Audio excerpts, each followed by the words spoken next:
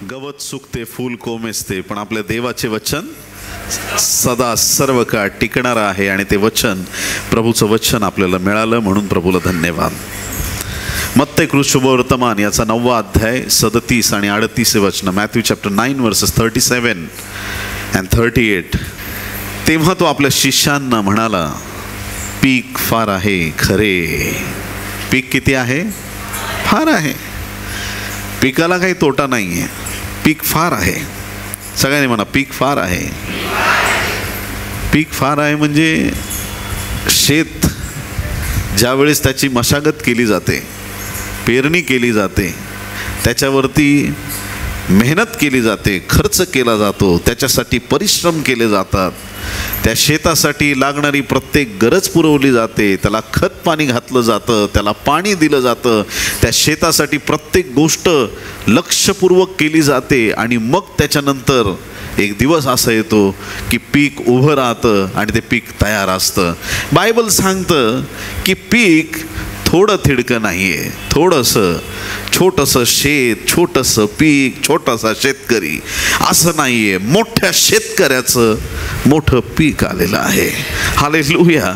मोठ्या पेरणाऱ्याचं मोठं पीक आलेलं आहे. आणि म्हणून तो म्हणत आहे, पीक फार आहे पण कामकरी थोडके आहेत. कामकरी म्हणजे जे पिकाची कापणी करतील, जे कामकरी जाऊन त्या पिकामध्ये काम करतील आणि जे पीक तयार झालेलं आहे त्या पिकामधून धान्य ते काढतील आणि कोठारं भरून टाकतील. यासाठी जे कामकरी पाहिजेत ते कामकरी संख्येने थोडे आहेत.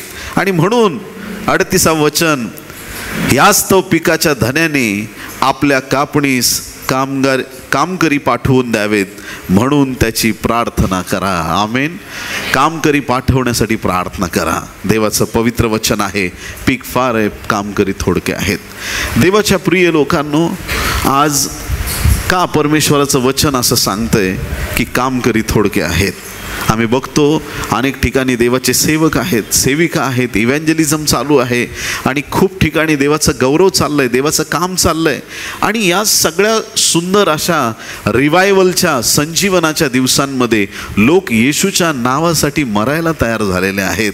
लोक म्हणतात, आम्हाला धन दौलत जगातल्या गोष्टी नको, पण आम्हाला स्वर्गीय देवाचं राज्य वाढवायचं आहे, आम्हाला देवासाठी झटायचं आहे, आम्हाला जगिक गोष्टींचा मोहविलास संपलेला आहे. कारण की माझा प्रभू मला जे लागतं ते माझ्या चरणाशी आणून टाकतो. मी त्याच्यासाठी कुणाकडे भिक्षा मागावी? माझ्या गरजा तो पूर्ण करणारा माझा उत्तम मेंढपाळ तो आहे. त्याला माहित आहे कुठल्या कळपात, कुठल्या कुरणात कुठं घेऊन जायचं, कुठल्या पाण्यावर मला न्यायचं. कारण माझा मेंढपाळ साधा मेंढपाळ नाही, तो उत्तम मेंढपाळ आहे. माझ्या मेंढपाळाला ठाऊक आहे की त्याने मला कुठं घेऊन जावं. त्या मेंढपाळाला समजतं माझ्या मेंढराची काय गरज आहे, मी का त्या गोष्टी मागू ज्या गोष्टी माझा मेंढपाळ स्वतःहून मला देतो. मी प्रार्थना करीन की माझ्या प्रभूने कामकरी पाठवावेत, जे कामकरी पिकाची कापणी करतील. आमेन.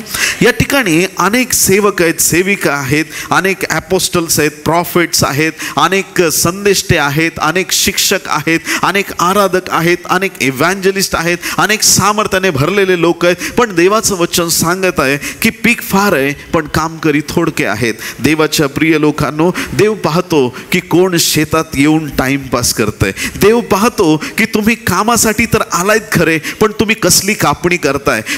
देवाच्या कार्यात तुम्ही आलायत तर खरे, पण तुम्ही कसल्या गोष्टी करत आहात. परमेश्वर प्रत्येक सेवकाचा एक दिवशी झाडा घेणार आहे. हे कटू सत्य आहे आणि हे तुम्हाला स्वीकारावं लागणार आहे. जगाचा न्याय होईल आणि जे चुकलेले देवाचे सेवक असतील त्यांना पहिलं हंटर खाली घेण्यात येणार आहे प्रियांनो. आणि म्हणून मी पास्टर आहे, मी पास्टर आहे, मी पास्टर आहे. तुझा एक दिवशी असा प्लास्टर लागेल ना का तुला कळेल तू कसला पास्टर आहे. आणि म्हणून आम्ही देवाची सेवा करत असताना उगाच स्वतःला सेवक आणि सेविका म्हणून घेऊ नका. उगाच स्वतःच्या नावापुढं रेव्हरंड, डिकन, बिशप, हे ते अमकं धमकं ह्या डिग्र्या तुमच्या नावापुढं लावण्याची घाई करू नका. जी जबाबदारी देवाने दिली आहे ती नेटाने पार पाडण्याचा प्रयत्न करा. मी काही असे लोक बघितलेत की त्यांची नावं सरळ घेतली जातात, ना नावापुढं डॉक्टर, ना वकील, ना इंजिनियर, ना पास्टर, ना रेव्हरंड, पण त्यांनी जगाची उलथापालथ करून टाकली. असे सुद्धा लोक इतिहासात बायबलमध्ये लिहिलेले आहेत. असे सुद्धा लोक आजही जगामध्ये आहेत. देवाच्या प्रिय लोकांनो, खरे कामगार आपल्याला पाहिजेत, खरे लोक आपल्याला पाहिजेत. खरे लोक असे पाहिजेत की जे खरं जाऊन कापणी करतील. माझ्या परात्पर देवाच्या कोठाराला ते रिकामं राहू देणार नाही. आज देवाची कोठारं रिकामी आहेत. ऐकताय चर्च तुम्ही?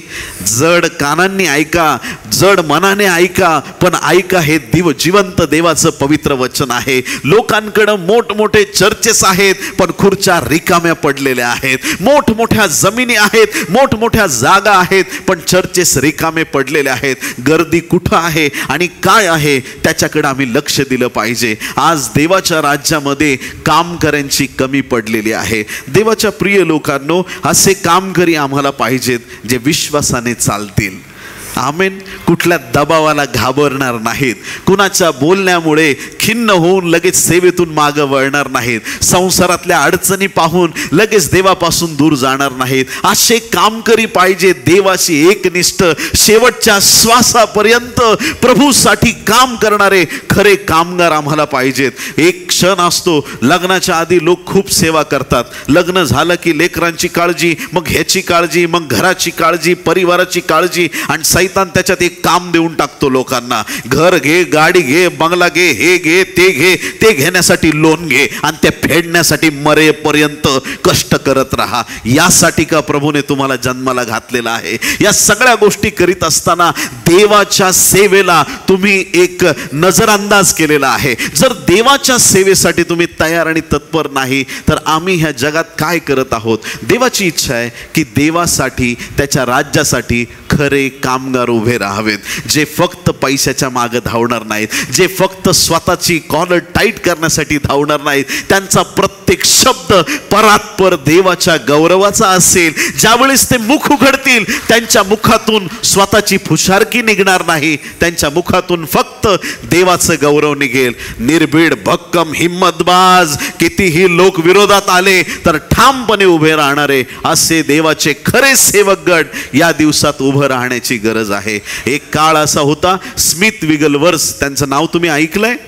स्मिथ विगलवर्स सेवा करत असताना एके रात्री एका ठिकाणी त्यांना राहण्याची संधी मिळाली, आणि मग त्या ठिकाणी त्या घरी ते गेले. त्या घरी गेल्यानंतर एक देवाचे सेवकच होते, म्हणजे असिस्टंट पास्टर सारखे एक व्यक्ती होते, की त्या व्यक्तीची सेवा तर होती, पण त्या व्यक्तीला दोन्ही पाय नव्हते, पायच नव्हते, पण तरी पण ते जसं जमल तसं काम करायचे. आत्ता बरेच डिव्हाइस आले आहेत, पायाचे वेगवेगळे जर ॲम्प्यूट केलं तर त्याच्यासाठी नकली पाय लावले जातात, बऱ्याच गोष्टी आहेत. तो काळ तसा नव्हता, त्यांच्याकडे तशी काही व्यवस्था नव्हती. आणि मग हा व्यक्ती खूप अगदी दुःखात आणि त्रासात जीवन जगत होता. आता एवढा मोठा देवाचा दास आला आपल्या घरी मुक्कामासाठी, आणि मग त्या रात्री दोघंही हे सेवक बसलेले आहेत, एकाला पाय नाही आहेत आणि एक आत्मेने भरलेला आहे. बघा, दोघं पण त्या ठिकाणी बसलेत. आता ज्याला पाय नाही आहेत, सर ते शेवटी विषय निघालाच, प्रार्थनेचे विषय घरी कोणा दास आल्यानंतर निघतातच. मला पाय नाही आहेत, काय मला, मी खूप सेवा केली असती जर मला पाय असते तर. त्यांनी सांगितलं. आणि मग स्मिथ विगलवर्स यांनी सांगितलं, उद्या सकाळी जा, स्वतःसाठी बूट विकत घे. आणि ते गेले, रूममध्ये झोपले, आणि हा हसायला लागला, काय सेवक आहे, काय घ्यायला लावतोय? अरे पण पायच नाहीत ना, बूट कुठं हातात घालायचे, पायच नाहीत. आणि तो हसत हसत त्याची व्हीलचेअर ढकलत गेला रूममध्ये, झोपला. जसा बेडवर पडला, डायरेक्ट प्रभूचं दर्शन.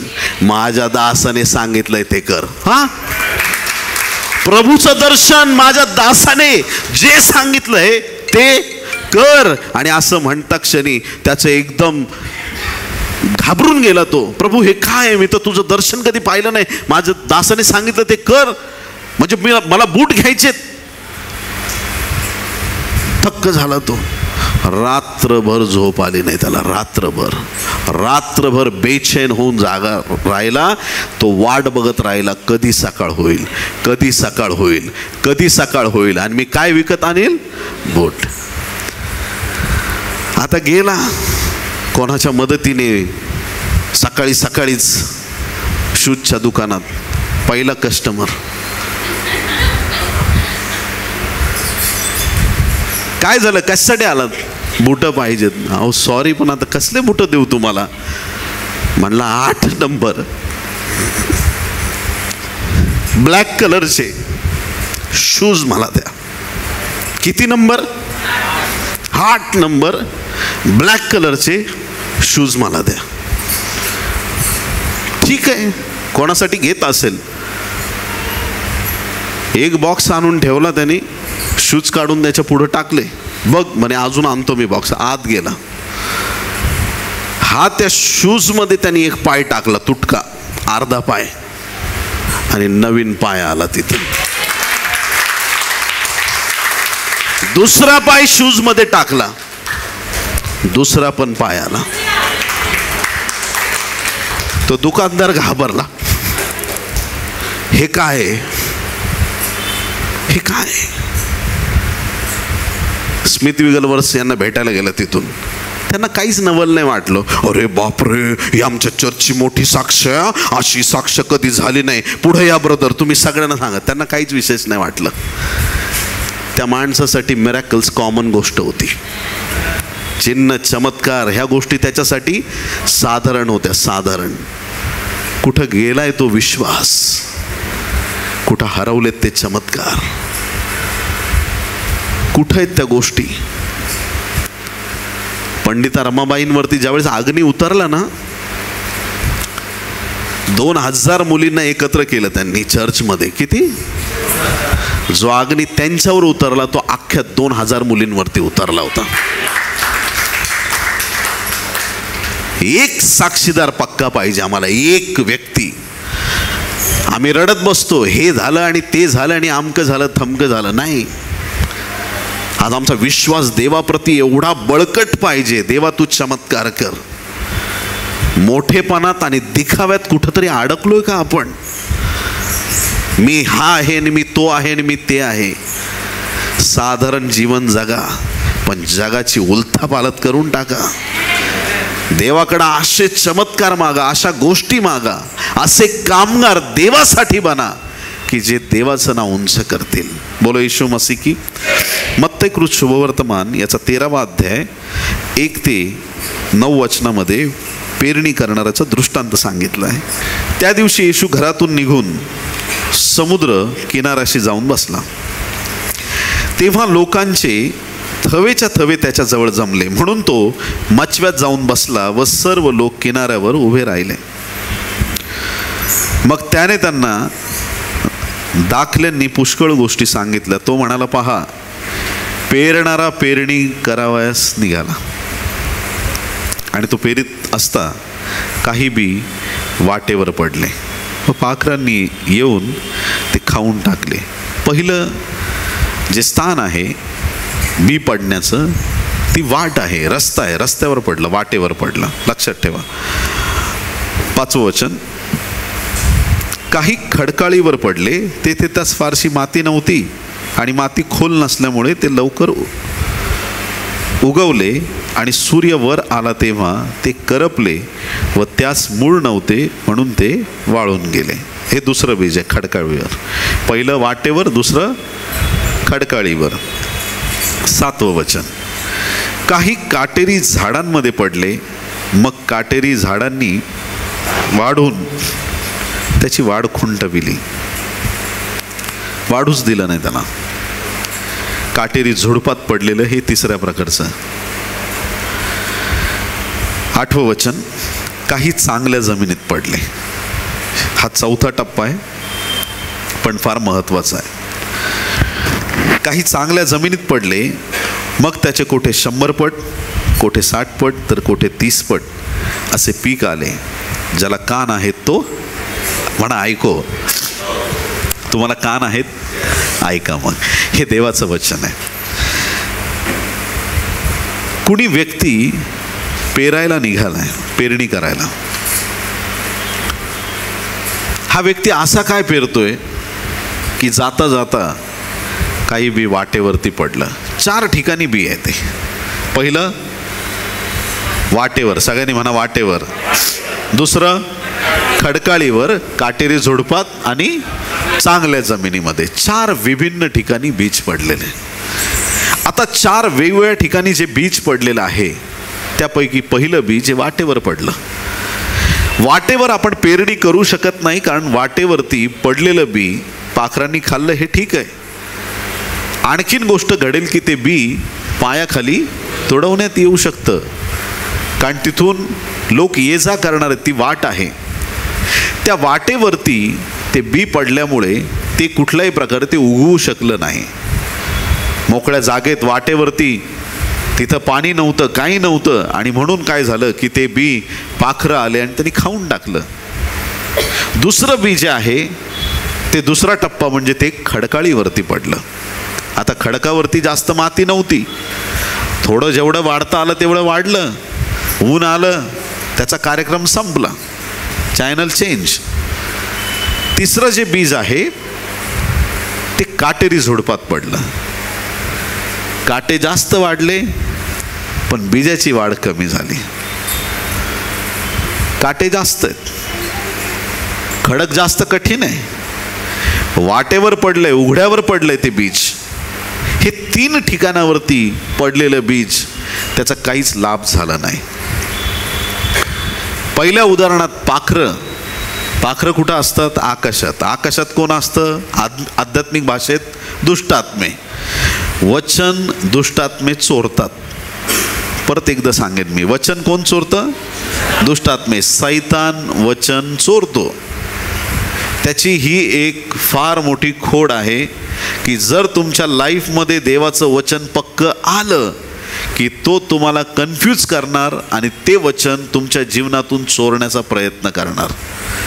आणि म्हणून त्या पाखराला नेहमी गोफणीचे फटके दिले पाहिजेत, त्याला नेहमी हाकलून दिलं पाहिजे आणि त्याच्यावरती नेहमी लक्ष ठेवलं पाहिजे. त्या पाखराने येऊन ते बीज कधी खाऊ नये म्हणून सतर्क राहिलं पाहिजे.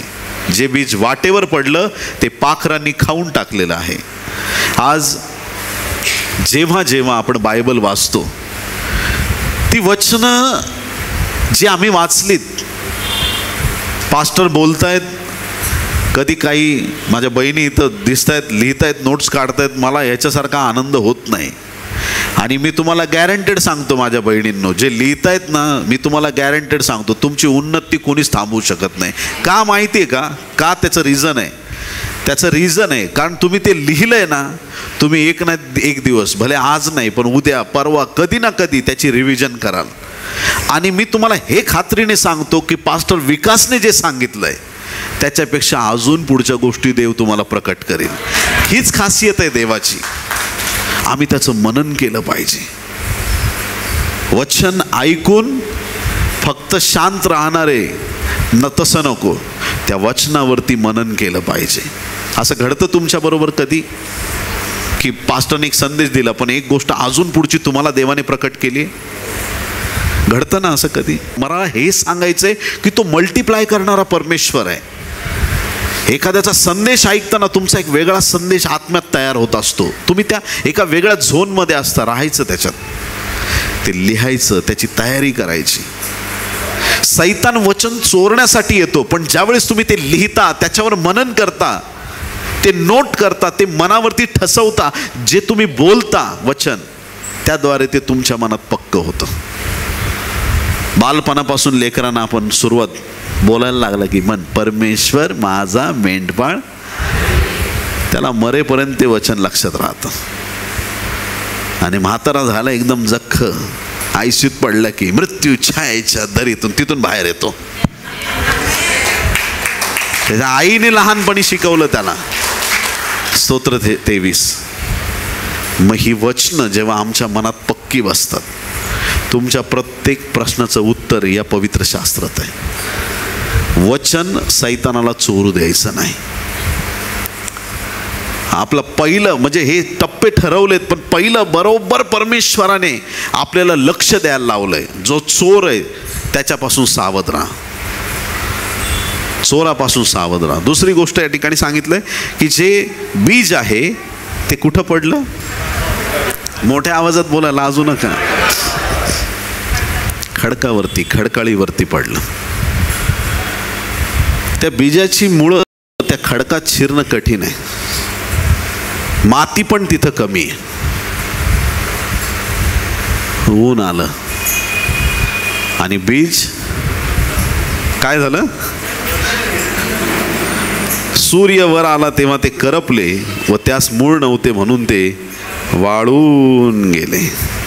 वाळून गेले. सूर्य वर आला.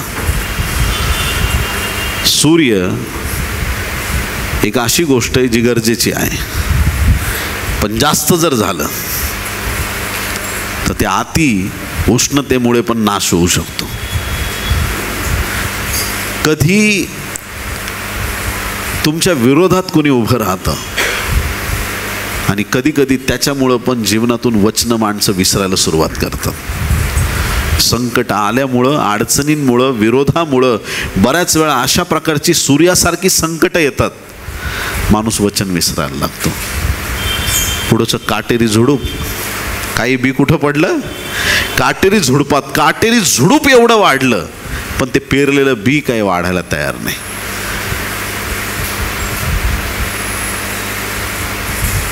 बीज जे खडकावरती पडलं होतं ते बाहेर येत होतं, पण त्याला मूळ धरायला जागा नव्हती, मूळ पकडायला जागा नव्हती.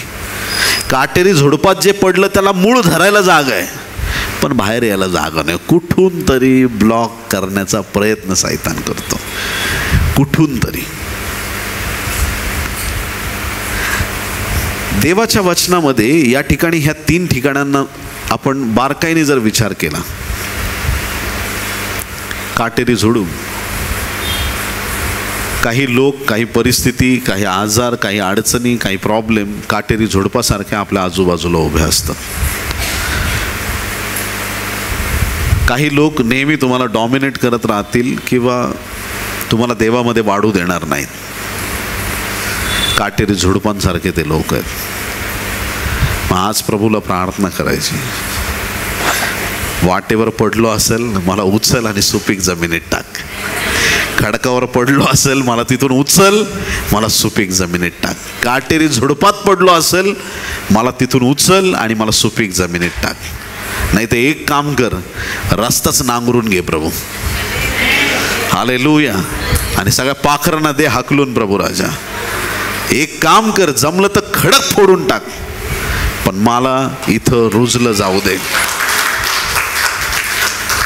तुझी दया माझ्या जीवनावर कर. हे काटेरी जेही कुंपण माझ्या भोवती झालंय, ज्या काट्यांनी मला जखडलंय, घेरलंय, ते सगळे काटे कुसळे शाप आहे, जमिनीला दिलेला शाप आहे, तो शाप काढून टाक म्हणजे माझी वाढ होईल. सर ते शेवटी जेव्हा ते बीज चांगल्या जमिनीत पडलं, वा वा प्रभूला धन्यवाद, कोठे 100 पट, 60 पट, कोठे 30 पट असे त्याचे पीक आले. प्रभूला धन्यवाद. पटीमध्ये पीक आलं. आता पीक तर आलंय, समजते तुम्हाला टप्पे. पहिल्या टप्प्यात सांगितलं पीक फार आहे, काम करी थोडक्यात. आता पीक कसं आलं, वेगवेगळ्या ठिकाणी पेरलं, सुपीक जमिनीत जे पडलं ते पीक आलं आणि ते भरपूर आलंय. आमीन. आता त्या पिकामध्ये कुणीतरी काहीतरी गडबड केली. ऐका,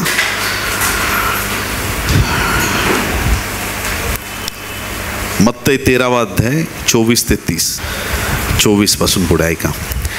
त्याने त्यांच्या पुढे दुसरा एक दाखला मांडला. कोणा एका मनुष्याने आपल्या शेतात चांगले बी पेरले, त्याच्यासारखे स्वर्गाचे राज्य आहे. लोक झोपेत असताना त्यांचा वैरी येऊन गव्हामध्ये निधन पेरून गेला. आधी वचन चोरलं तोच वैरी हा. ज्याने वाटेवरचं बी चोरलं होतं तोच वैरी हा. हा परत आला आणि त्याने काय केलं, गव्हामध्ये निधन पेरलं.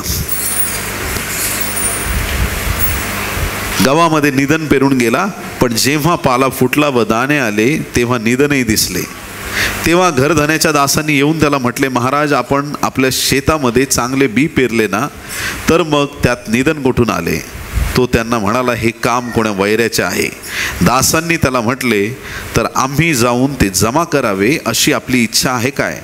तो म्हणाला, नाही, तुम्ही निधन गोळा करताना त्याबरोबर कदाचित गहूही उपटाल. कापणीपर्यंत दोन्ही बरोबर वाढू द्या. आमेन. कापणीपर्यंत वाढू द्या. आज तुम्ही विचार करता हे एवढे वाईट लोक आहेत, मरत का नाही? त्यांनी असं केलं, त्याला काही होत नाही, संकट आमच्याकडे आहेत. ह्या तुमच्या सगळ्या प्रश्नांची उत्तरं एका वचनात आहेत. मी एवढा नेक आहे तरी मला चांगली नोकरी नाही. तो एवढा गद्दार आहे त्याला एवढी चांगली नोकरी. तो असं आहे तरी त्याचं चांगलं झालं. प्रभू म्हणतो दोघांना संगती वाढू द्या. वाढू द्या सगळ्यांना. सगळ्यांचं भलं होऊ द्या. सगळे चांगले वाढू द्या. नंतर मी ठरवतो कोणाला ठेवायचं आणि कोणाला काढायचं. ही प्रभूची कृपा आहे. कापणीपर्यंत दोन्ही बरोबर वाढू द्या. मग कापणीच्या वेळेस मी कापणाऱ्या सांगेन की पहिल्याने निधन गोळा करा व जाळण्यासाठी त्याच्या पेंढ्या बांधा. बोला येशू मसीह की. जाळण्यासाठी त्याच्या पेंढ्या बांधा, परंतु गहू माझ्या कोठारात साठवा. देवाचा कोठार स्वर्ग आहे प्रियांनो. आणि जिथं निधन जाळलं जाणार आहे तो नरक आहे. त्या नरकाच्या आग्नीमध्ये ते निधन टाकलं जाईल. पीक फार आहे. गावांच्या आजूबाजूला निधन आहे, लक्षात ठेवा. आणि त्या निधनचं लवकर निधन होणार आहे हे पण लक्षात ठेवा. हालेलुया. ते निधन एक दिवशी संपणार आहे. बिनकामाचं निधन ज्याचा काहीच उपयोग नाही आहे ते एक दिवशी संपणार आहे. ते तुमच्या आजूबाजूला असतील, परंतु अजून वेळ आलेली नाही. ज्या दिवशी प्रभूचा विळा चालेल त्या दिवशी बरोबर धान्य कोठारात आणि निधन बरोबर अग्नीमध्ये जाळून टाकण्यात येईल. प्रभूच्या समयाची आम्ही वाट पाहिली पाहिजे. ही जी सेवा आपण करत आहोत, या सेवेमध्ये कोण श्रेष्ठ आहे? ज्याने बीज पेरलं तो की ज्याने कापणी केली तो? बीज पेरणारा कोण? इव्हँजलिस्ट लोक बीज पेरणार आहेत, पास्टर बीज पेरणार आहेत, है ना. परमेश्वर परत त्यांचा वापर करतो. काही ठिकाणामध्ये असं असतं, एखादी सभा होते, खूप लोक देवाचा स्वीकार करतात. इव्हँजलिस्ट लोकांना सांगतो, बीज पेरतो, निघून जातो. तो निघून गेला. मग एका पास्टरला ओझं येतं की त्या गावामध्ये खरंच चर्चची गरज आहे, लोकांना सत्य कळण्याची गरज आहे. तो पास्टर तिथं जातो. मग लोक म्हणतात आम्हाला माहिती आहे येशूबद्दल, पण आम्हाला पास्टर नाही, चला मी आलो तुमच्यासाठी, सगळे एकत्र या. मग तो पास्टर सगळ्या लेकरांना एकत्र करतो, त्यांना वचनाचं शिक्षण देतो. हालेलुया. एक आहे तो पेरणारा आहे, एक आहे तो कापणी करणारा आहे. ह्या दोघांपैकी श्रेष्ठ कोण आहे? कुणीच नाही. बोला येशू मसीह. हे देवाचं वचन आहे. वाचूया 1 कोरिंथी 3 अध्याय 5 ते 9 वचन. अपुल्लोस कोण आणि पौल कोण? ज्यांच्याद्वारे तुम्ही विश्वास ठेवला असे ते सेवक आहेत.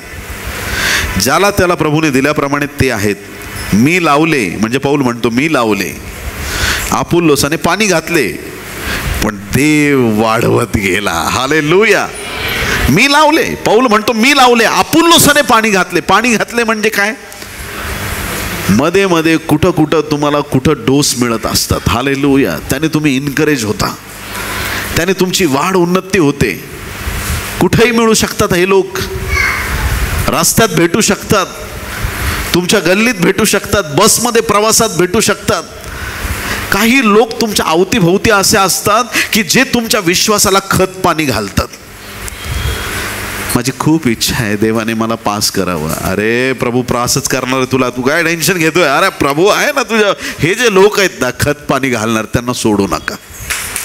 हे इनकरेज करणार आहेत, तुमच्या आजूबाजूला आहेत, तुमच्या घरात आहेत, तुमच्या जवळपास आहेत, जे नेहमी पॉझिटिव्ह बोलत राहतात. ह्या लोकांना त्यांनी हाकललं तरी त्यांना सोडू नका. Praise the Lord.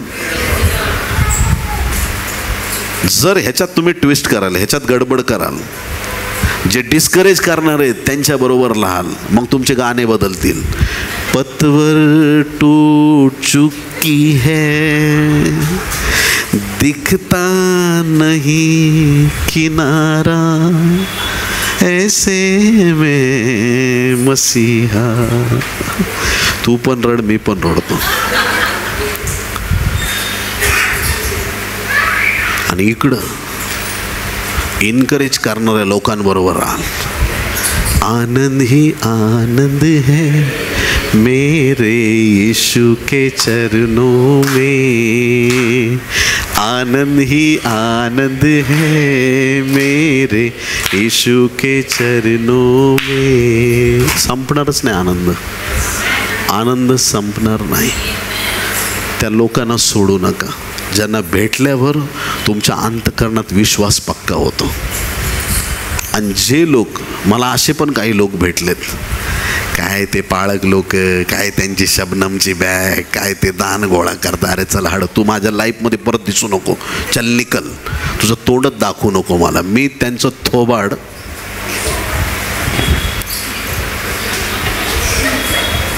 पाहत नाही. तुम्ही ऐकताय चर्च? जे देवाच्या दासांची निंदा करतात, ज्यांना सेवा कमजोर वाटते आणि जे नेहमी नकारात्मक बोलतात, मला जर कळलं तो तिथं उभा आहे, मी इथून जातानाच प्रार्थना करेन, प्रभू त्याला तिथून गायब कर.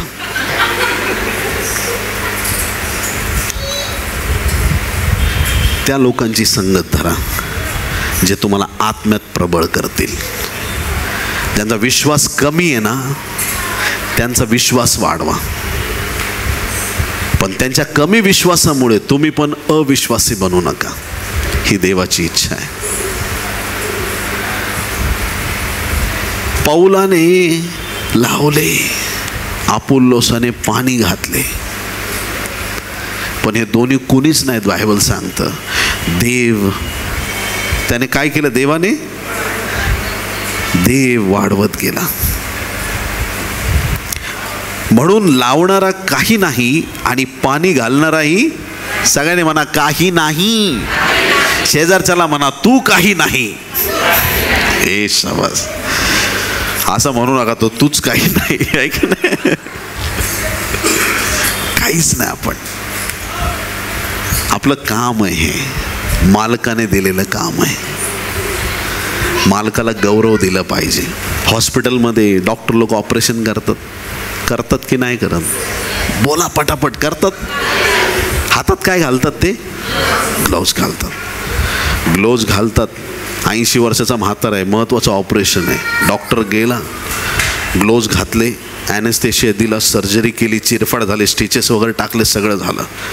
ग्लोव्ज काढले, टाकून दिले. नातेवाईकांनो, आजोबाचं ऑपरेशन सक्सेस झालं. मग तुम्ही येता, आजोबाचं ऑपरेशन सक्सेस, ग्लोव्ज तुझे आभार मानतो, काय ऑपरेशन केलंय. ह्या असं ग्लोव्ज अख्ख्या माटुंग्यात कुठं नाही. हे ग्लोव्ज महत्वाचे ग्लोव्ज आहे. ह्या ग्लोव्जने ऑपरेशन केलं.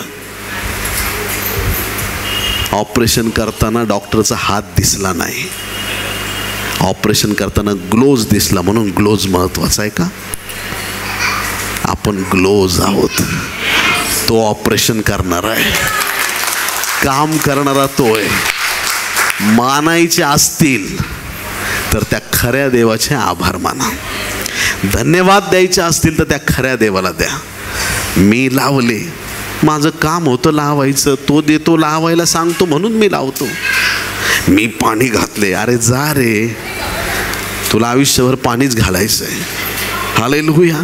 तुला आयुष्यभर खत टाकायचं आहे, तुला खुरपणी करायची, तुला कामं करायची. पण बायबल सांगतं की तुम्ही जे बाकीचे आहात, लावणारा काही नाही, पाणी घालणाराही काही नाही, तर वाढवणारा देव हाच काय तो आहे. हालेलुया. जे काही गौरव आहे ते देवाचं आहे. लावणारा व पाणी घालणारा हे एकच आहेत. म्हणजे आम्ही सगळे एकच आहोत. किती लोक आमीन म्हणतील? आमच्यात कोणी श्रेष्ठ कनिष्ठ नाही, आम्ही सगळे म्हणा, हम सब एक है. Praise the Lord. हालेलुया. तरी प्रत्येकाला आपापल्या श्रमाप्रमाणे आपापली मजुरी मिळेल. धन्यवाद द्या देवाला, म्हणा धन्यवाद येशू. तुम्ही काम करताय त्याचं सगळं गौरव मालकाला द्या. जबाबदारीनं देवाचं काम करा. जबाबदारीनं, जीवावर आल्यासारखं नको, पास्टरवर उपकार केल्यासारखं नको. हालेलुया. Praise the lord. जी सेवा आपण करतो देवाला पाहून करायची, देवाच्या गौरवासाठी करायची, कोणावर उपकार केल्यासारखी नाही करायची. देवाच्या राज्याला माझी गरज आहे. मी विचारलं पाहिजे, प्रभू मी तुझ्यासाठी काय करू? आणि प्रभू म्हटलं ना हे कर, ते करता करता जीव गेला तरी चालेल, पण ते काम करायचं. हालेलुया. ते काम करायचं. कारण ते कुणी सांगितलंय? देवानी सांगितलंय. देवाची योजना आहे, देवाचं काम आहे, ते आम्ही देवाच्या सांगण्याप्रमाणे करावं, ही देवाची इच्छा आहे. लावणारा कोणी नाही, पाणी घालणारा कोणी नाही, तर वाढवणारा तो देवच. तो काय आहे? जे काय आहे तो आमचा परमेश्वर आहे. आणि म्हणून त्या देवाला आम्ही गौरव दिलं पाहिजे, कारण आम्ही देवाचे सहकारी आहोत. तुम्ही देवाचे शेत, देवाची इमारत असे आहात.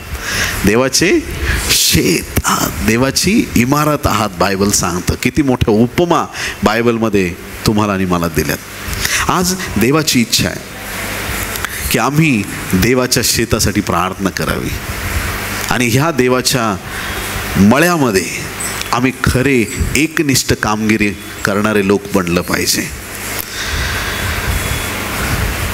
आणि मग असा क्षण तुमच्या जीवनात येईल की जे तुम्ही पेरलं नव्हतं, जे तुम्ही पेरलं नव्हतं, त्या आशीर्वादाची कापणी तुम्ही कराल.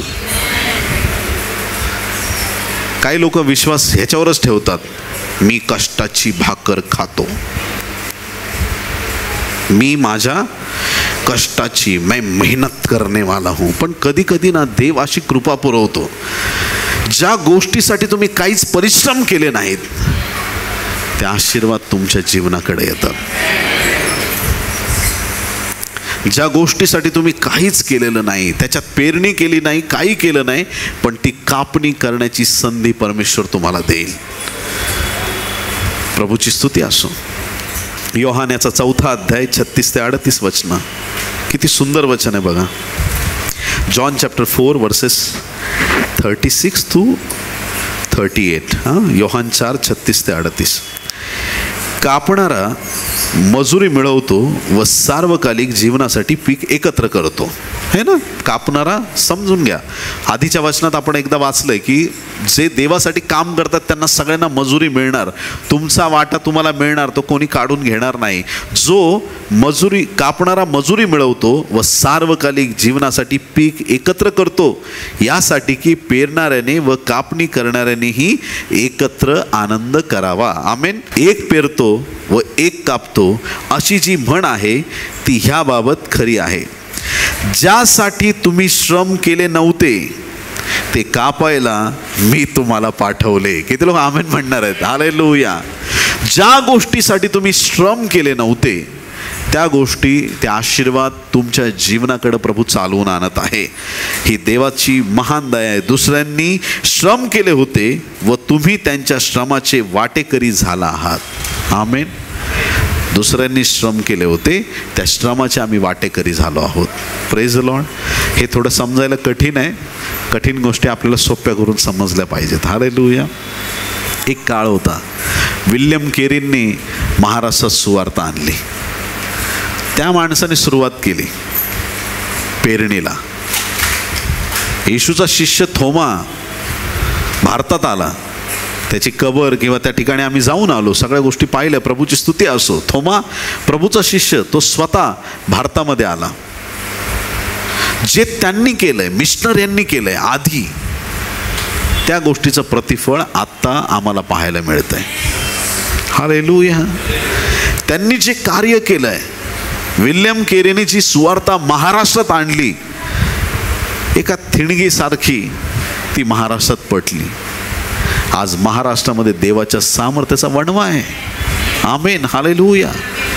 जिथं जाऊ तिथं प्रभू येशूचं नाव आहे. प्रभूला धन्यवाद. हा देवाचा आशीर्वाद आहे. जी कापणी तुम्ही आज करत आहात त्याची पेरणी कुणीतरी आधी केलेली आहे. ज्या आशीर्वाद तुम्ही आज उपभोगत आहात त्याची सुरुवात कोणीतरी आधी केलेली आहे. ते आशीर्वाद तुम्हाला आज पाहायला मिळतात. जी सेवा आज तुम्ही करत आहात त्यासाठी कुणीतरी आधी परिश्रम केलेले आहेत. आणि म्हणून जे एल्डरली सेवक तुम्हाला कधी भेटले त्यांच्या पुढं काहीच फुशारकी मारू नका. काहीच बोलू नका, गपचूप जाण शांत बसा. ओके पास्टर, हो शांत. ते सांगतील 72 साली आम्ही इथं सेवेला गेलो, 78ला तिकडे गेलो, गप ऐका. Okay pastor. त्यांनी केलं म्हणून आज तुम्ही इथं उभे आहात. हालेलुया. त्यांनी जे सेवेचं काम केलेलं आहे ते अतुलनीय आहे. ज्या काळामध्ये सेवा करणं अतिशय कठीण होतं त्या काळात त्यांनी सेवेला सुरुवात केलेली आहे. जीवाची पर्वा न करता त्यांनी देवाचं कार्य केलं. ग्रॅहम स्टेन सारखे लोक आपल्या देशामध्ये आले, त्यांनी गौरवी देवाचं कार्य केलं. ह्या जुन्या लोकांच्या कार्याबद्दल आपण देवाला धन्यवाद दिला पाहिजे. आमेन. ती सुरुवात होती म्हणून हे दिवस जास्त आशीर्वादाचे आहेत. मग आता परमेश्वर तुम्हाला अशा गोष्टी देणार की ज्या गोष्टीसाठी तुम्ही पेरणी केली नाही. तुम्ही आमेन म्हणायचं चुकलात. ऐका, अचानक उद्या सकाळी फोन आला बँकेतून, तुमचे 2 करोड रुपये तुमच्या अकाउंटवर येत आहेत आज. किती दुःखी व्हाल ना तुम्ही. कुणाचे पैसे, कशाचे? काय नाही, ते तुमच्या आजोबांनी ते एक ठेवले होते आमच्याकडं, ते आता ते सगळे रिटर्न आलेत पैसे, ते तुम्हाला द्यायचे. तुम्ही पेरलं नाही पण तुम्ही कापणी करा, हे वचन आहे देवाचं. ज्या आशीर्वादांची तुम्ही खूप वर्ष वाट पाहत होतात, 2024 मध्ये ते आशीर्वाद तुम्हाला येऊन गाठणार आहेत. ज्या गोष्टी तुम्ही देवाकडं मागत होतात त्या गोष्टी आज नंतर तुमच्याकडं धावत येणार आहेत. तुम्ही अशी कापणी कराल की त्यातून देव संतुष्ट होईल. तुम्ही असं देवाचं गौरव कराल, तुम्ही त्याला संतुष्ट करा. इतका आनंदी करेल ना, तुमचे अश्रू थांबणार नाहीत. इतका तो तुम्हाला ह्या वर्षी खुश करणार आहे ना, तुमच्या आनंदाला सीमा राहणार नाही. असे काही लोक इथं बसलेत, तुम्हाला फोन येतील आणि आनंदाची बातमी ऐकल्यावर तुम्ही रस्त्याच्या किनाऱ्याला जरी असले तरी तुम्ही गुडघे टेकाल आणि देवाला धन्यवाद द्याल. असे काम परमेश्वर या 2024 सालात तुमच्या जीवनामध्ये करणार आहे. तुमची अपेक्षा, तुमची इच्छा, तुमची गरज सगळं देवाला माहीत आहे. मोठ्या आणि अद्भुत गोष्टी प्रभूने तुमच्यासाठी करायला ठरवलेल्या आहेत. सुरुवात तुमच्याकडून झाली पाहिजे. हालेलुया. बाप पण नाराज आहे, मुलगा पण नाराज आहे. दोघांचं कधी कधी जर झालं 19-20, बाप वाट बघतो, मुलांनी नम्रपणा घेऊन डॅडी सॉरी डायरेक्ट इथं बसवील. हालेलुया. एकदा सॉरी म्हण फक्त नम्रपणे. तू एक पाऊल उचल, तुझा असा लाड करतो ना, बस बापाचं मन ते. एकदा गपचूप नम्रपणे येऊन तर बघ, माफी तर मागून बघ. मला सगळा आबोला तर सोडतो, माफ तर करतो, पण तुझा असा लाड करेल एवढे वर्षाचा सगळं तुला भरपाई देऊन टाकेल. हालेलुया. सुरुवात आम्ही करायची, बाप नाही करणार. उदळ्या पुत्राचा बाप गेला का शोधत, मेरा बेटा किधर है, मेरा बेटा किधर है, हे मेरा बेटा किधर है. त्याला माहीत आहे माझा मुलगा आहे, परत माझ्याकडंच येणार आहे.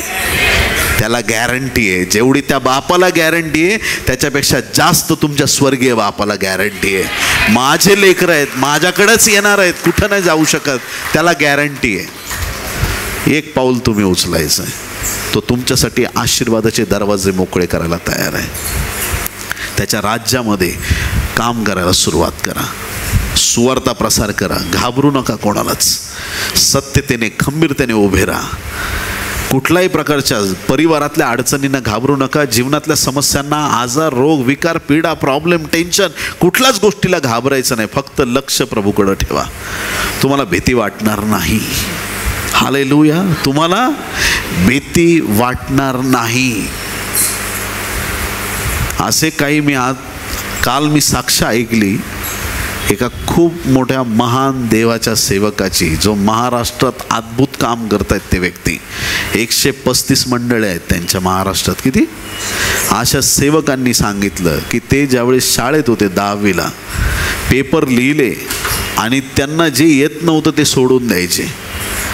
कारण 7वीतून डायरेक्ट त्यांच्या टीचरनी त्यांना 10वीला बसवलं होतं. जो विद्यार्थी 8वीला पाहिजे तो विद्यार्थी 10वीला बसला. पेपर लिहिताना खरं काम एकदम जेवढा अभ्यास केला तेवढं लिहायचं.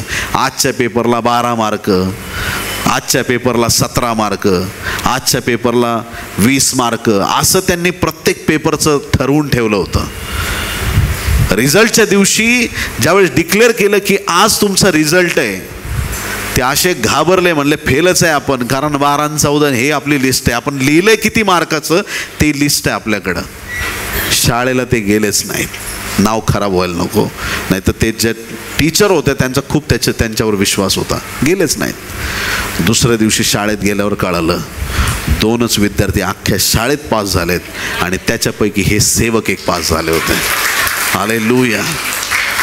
तुमच्या परिश्रमांना यश देणारा तुमचा बाप आहे. तुमच्या सर्व गोष्टीत तुम्हाला यशस्वी करणारा तुमचा पिता आहे. पीक फार आहे, काम करी थोडक्यात. हालेलुया. पीक फार आहे, काम करी थोडक्यात. प्रभूची इच्छा आहे की तुम्ही आज हातामध्ये तुमचं शस्त्र घ्यावं. हालेलुया. तुमचा विळा तुमच्या हातामध्ये आणि कापणीला सुरुवात करावी. आमेन, आमेन. प्रभूला धन्यवाद. माझा विश्वास आहे की परमेश्वर नक्कीच त्याच्या महान आणि मोठ्या गोष्टी आपल्या प्रत्येकाच्या जीवनात तो केल्याशिवाय राहणार नाही. ज्यासाठी तुम्ही श्रम केले नव्हते अशा गोष्टींची कापणी करायला परमेश्वर आज नंतर आशीर्वादित करत आहे. पीक फार आहे, काम करी थोडके. जे ऑनलाईन ऐकत आहेत प्रभू तुम्हाला स्पर्श करत आहे. तुमच्या एरियात, तुमच्या जागेत, तुमच्या ठिकाणात कशीही परिस्थिती असो, पण आज देवाकडे हीच प्रार्थना करा की प्रभू आम्हाला हिम्मत दे, शक्ती दे, ताकद दे. आमचा वापर तुझ्या गौरवासाठी कर. न घाबरता, न कचरता देवाचं काम नेटाने आणि सामर्थ्याने पुढं नेऊया. आमेन. या सर्वजण आपण उभे राहूया. 2 मिनिटं आपण प्रार्थना करूया. या पटकन उभे राहूया. Thank you Lord. हालेलुया. धन्यवाद यीशु. कौन जाएगा, कौन मेरे लिए, कौन जाएगा, कौन मेरे लिए. प्रभु तू मुझको भेज, मैं जाऊंगा. प्रभु तू मुझको भेज, मैं जाऊंगा.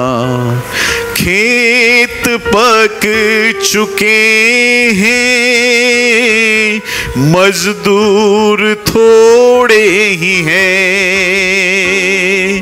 खेत पक चुके हैं, मजदूर थोड़े ही हैं. कटनी के लिए खेतों में कौन जाएगा, कटनी के लिए खेतों में कौन जाएगा. प्रभु तू मुझको भेज, मैं जाऊंगा. प्रभु तू मुझको भेज, मैं जाऊंगा. प्रभु तू मुझको भेज, मैं जाऊंगा. प्रभु तू मुझको भेज, मैं जाऊंगा. प्रभु तू मुझको भेज, मैं जाऊंगा. स्वर्गीय देवा, येशूच्या नावात तुझ्या चरणाशी येतो प्रभू. यावेळेस आम्ही सगळे अंतःकरणापासून प्रार्थना करतो. ज्या ज्या कानांपर्यंत आजचं वचन पोहोचलंय प्रभू, इथं उपस्थित असोत किंवा ऑनलाईन जे ऐकत आहेत प्रभू, अशा माझ्या प्रत्येक भावा बहिणीला तुझ्या पवित्र रक्ताळलेल्या हाताचा स्पर्श कर. पीक फार आहे पण काम करी थोडक्यात. समस्या हीच आहे प्रभू, काम करी थोडक्यात. आज रात्री आम्ही तुझ्याकडे प्रार्थना करतो, काम करी पाठव. नवीन सेवक तयार करण्यासाठी वेलकम टू हेवन मिनिस्ट्रीचा वापर कर. The school of end time प्रॉफेसीजचा वापर कर देवा. कोविडमध्ये महाराष्ट्राने 400 सेवक गमावलेत प्रभू. प्रभू आमची प्रार्थना आहे या वर्षात 400 नाही, एक वर्षात 4000 नवीन सेवक तयार होऊ दे. तुझा गौरव होऊ दे राजा. येथे उपस्थित आम्हा प्रत्येकाचा, ज्या कानांपर्यंत तुझं वचन पोहोचलं अशा प्रत्येकाचा ताबा तुझ्या पवित्र हाती घे प्रभू. सहाय्य करता मदत दाता देव हो. तुझा दास या नात्याने भविष्यवाणीचे शब्द जाहीर करतो राजा. येशूच्या नावात या 2024 सालात अत्यानंद तुझ्या लोकांना तू देत आहेस प्रभू. असा आनंद जो आनंद जगातून मिळणार नाही प्रभू. स्वर्गीय आनंदाने प्रत्येकाला भर. ज्या प्रार्थना आहेत, ज्या विनंत्या आहेत प्रभू, त्यांची उत्तरं प्रभू तू दे. तुझं मोठं आणि महान गौरव होऊ दे. तुझं नाव उंचवण्यास तू सहाय्य कर प्रभू. तुझ्या सहाय्याशिवाय ही सेवा कठीण आहे. पवित्र आत्म्याशिवाय वचनांचा उलगडा अशक्य आहे. पवित्र आत्म्याशिवाय तुझं कुठलंही कार्य करणं कठीण आहे. प्रार्थना करतो तुझ्या पवित्र आत्म्याने, तुझ्या सामर्थ्याने भर प्रभू. खंबीरपणे प्रत्येकाला तुझ्या दासदासींना उभं कर. आणि आम्ही प्रार्थना करतो आज या ठिकाणी प्रभू, आमचं जीवन आम्ही नव्याने तुला समर्पित करत आहोत. आमचा ताबा घे, आमचा स्वीकार कर. आणि जे तुला वाटतं प्रभू ते आमच्या जीवनात घडावं अशी दया कर. तुझ्या अद्भुत आणि महान योजना आमच्या जीवनात पूर्ण कर. ही सर्व प्रार्थना उद्धारक येशू याच्या गोड, पवित्र आणि सर्वोच्च नावात मागतो म्हणून पित्या तू ऐक. आमेन, आमेन, आमेन.